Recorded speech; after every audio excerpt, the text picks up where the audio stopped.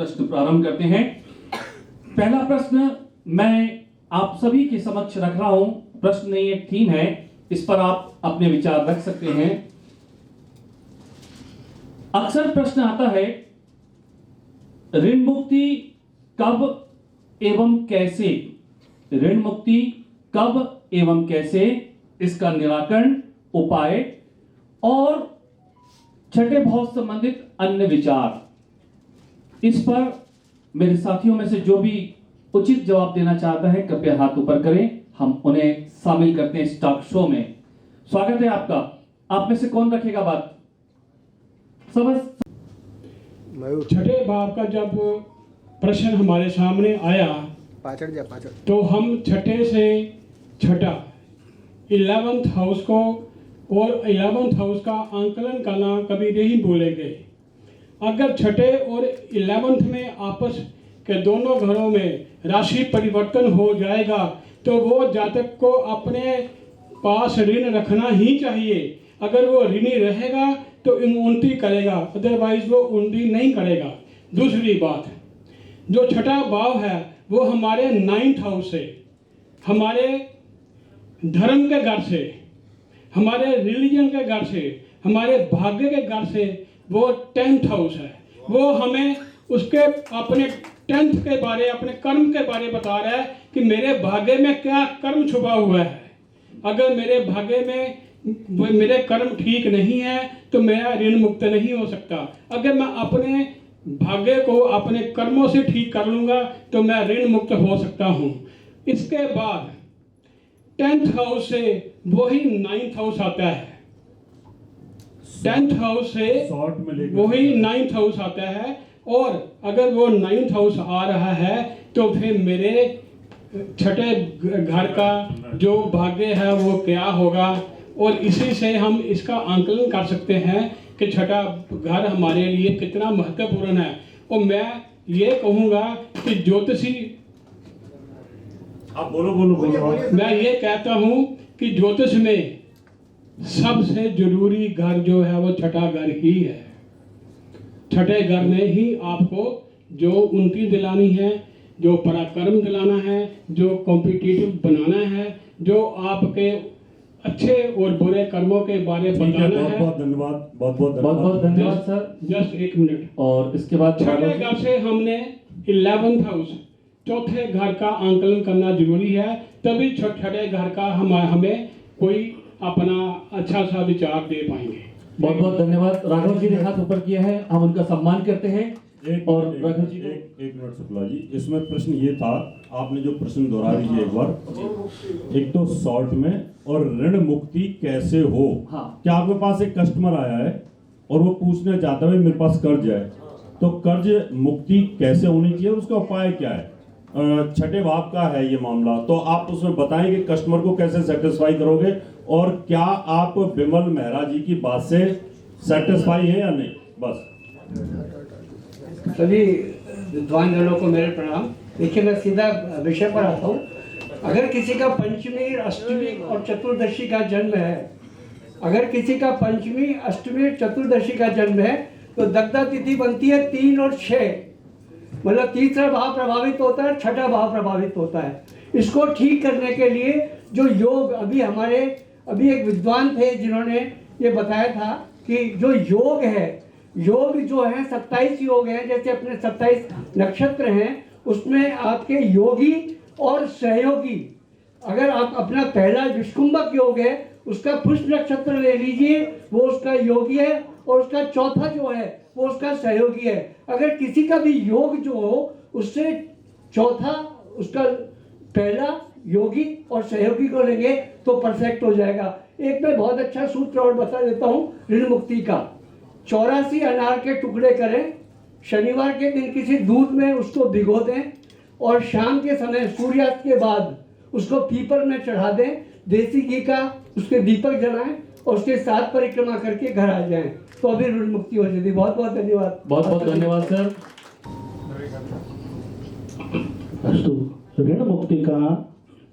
ऋण मुक्ति कैसे हो? पहले बात तो अगर उसकी दशा खराब है तभी तो ऋण हो गया। ऋण हुआ क्यों?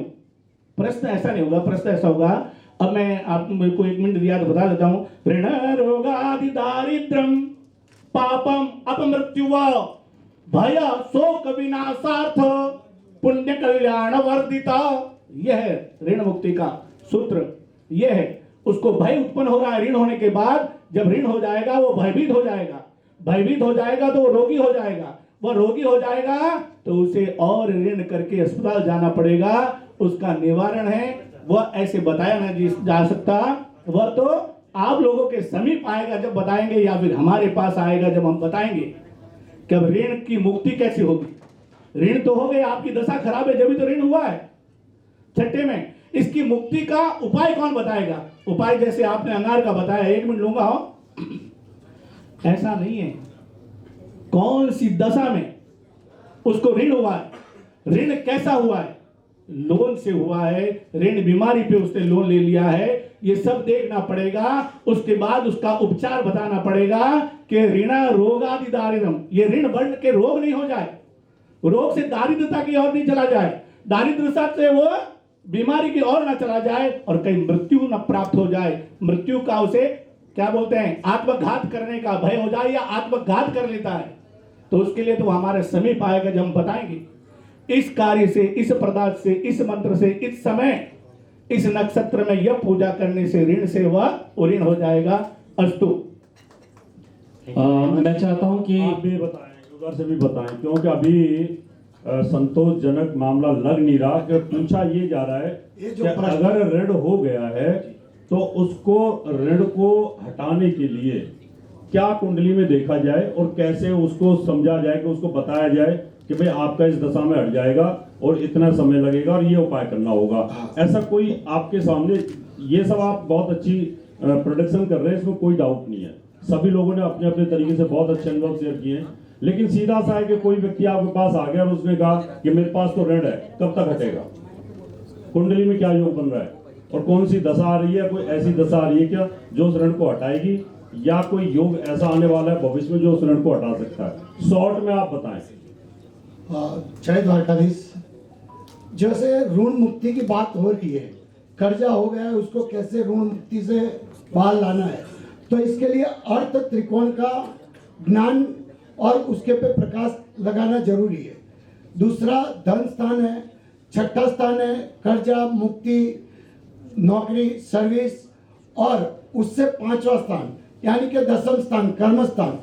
2, 6 और 10 तीनों स्थान का अभ्यास करके इनमें से किसी की महादशा चलेगी, उसके अंतरदशा में दूसरे की, छठे की या 10वीं की अंतरदशा, और उसमें भी जब प्रत्यंतर दशा लगेगी तब सटीक पे सटीक उसका कर्जा आसानी से निकल जाएगा, आसानी से उसका कर्म उसको साथ देगा, उसका धन भाव, उसका कुटुंब भाव, उसके अंदर की ताकत, पैसा कमाने का जज्बा, वो सब उसी टाइम पे काम लगेगा। उसी टाइम पे ही उसका, जब उसका गोचर ठीक होगा या षष्टेश 2, 6, 10 पे या भाग्य स्थान में से चलेगा, उसकी महादशा चलेगी, तब जो कोई भी उपाय, कैसे भी उपाय बताएगा छठे स्थान के अनुरूप, वैसे षष्टेश और षष्टेश की जो राशि पड़ी है छठे स्थान में, उसको बल देने के हिसाब से जो छठे स्थान में जो राशि पड़ी है उसका भी बल देना पड़ेगा, और जो षष्टेश है उसको भी बल देने से आदमी को ऋण मुक्ति से जल्दी में जल्दी उसका ऋण मुक्त होगा। ये मेरा निवेदन है। बहुत बहुत धन्यवाद साहब। 1 मिनट, बहुत बहुत धन्यवाद। अब आप एक बार समझ लोगे ना, फिर उस हिसाब से ले लेना, ठीक है ना? 1 मिनट। अभी ये प्रश्न का राउंड खत्म हुआ है यहाँ पर।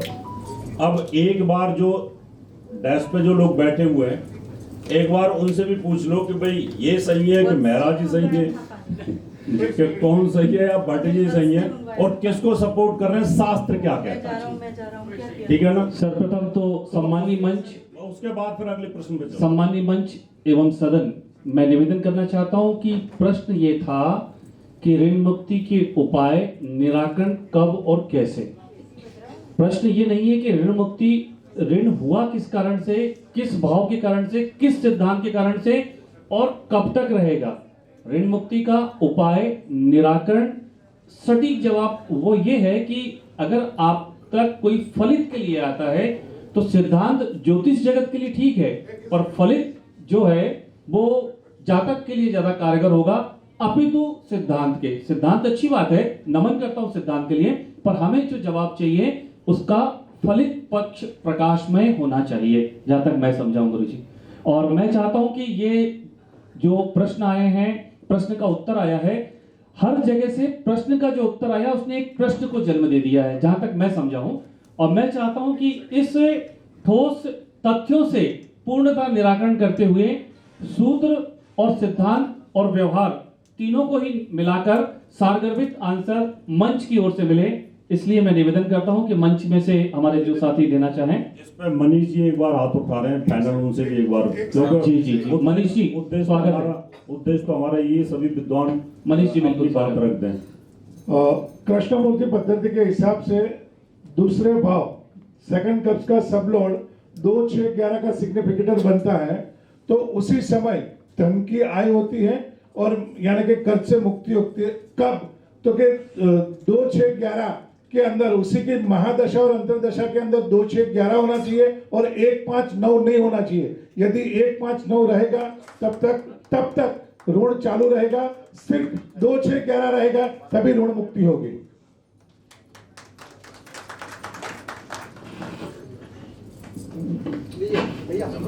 अभी कृष्णमूर्ति पद्धति से इन्होंने बताया, कृष्णमूर्ति पद्धति के हमारे पास एक और बैठे हुए हैं, आप इनकी बात से सहमत हैं, आचार्य जी की बात से? इस पे मैं कुछ ऐड करना चाहूँगा। जी बिल्कुल। देखिए, छठा घर ऋण का है और 8वां घर उससे तीसरा है। 6 और 8 जब भी संबंध बनाएंगे, कृष्णमूर्ति पद्धति के हिसाब से बता रहा हूँ, उसमें मल्टीपल लोन हो जाएगा, सिंगल लोन वो मल्टीपल हो जाएगा, उसका गुना हो जाएगा। लोन जब हमें वापस देना होता है तो हम हमेशा 12वें घर के सबलॉट को देखा जाता है, क्योंकि हम उसको पे आउट कर रहे हैं। तो 12वें घर का सबलॉट जब दूसरा घर, 7वां घर और 11वां घर लेगा, हमारी इच्छा पूर्ति की पूरी कर रहा है, 7वां घर हमारे सामने वाला जिसको हम पैसा दे रहे हैं, तब हम ऋण मुक्ति हो जाएंगे। अगर आपको उपाय की बात करनी है तो दूसरा घर, 7वां घर और 11वां घर जो भी ग्रह लेगा उनको आप जोड़ दीजिए और उसी की चीज उस जातों को खाने के लिए बोलिए, तो उससे वो ऋण मुक्ति 100% हो जाएगी। बहुत सुंदर। मैं थोड़ा सब कुछ जानता हूँ, लेकिन पूर्ण सब लोगों ने सही बताया। सिर्फ इनके ब्लू कुर्ते में जो है उनका नाम क्या है प्रभु जी का? विजय दत्त जी। ये बात जो इन्होंने बताई ये बहुत सही थी कि प्रश्न का उत्तर प्रश्न नहीं हो सकता, लेकिन मैं इनकी बात से पूर्ण तरीके से सहमति में हूँ।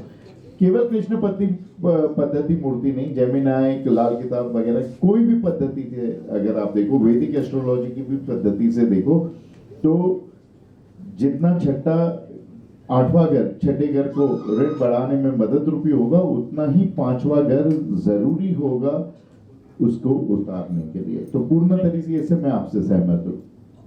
आचार्य जी।